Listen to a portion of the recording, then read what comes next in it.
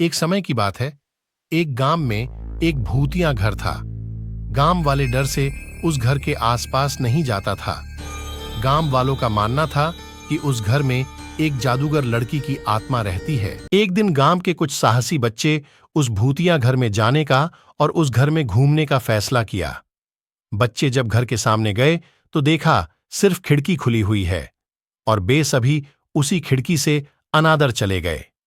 बे अंधेरे में घर के अंदर घूम ही रहे थे कि अचानक से खिड़की बंद हो गई। यह देखकर सारे बच्चे डर गए। अचानक से वह लड़की की भूत बच्चों के सामने आई और जोर जोर से हंसने लगी और कहा कि अब तुम सब मेरी बंदी हो, मैं किसी को जिंदा नहीं छोड़ूंगी।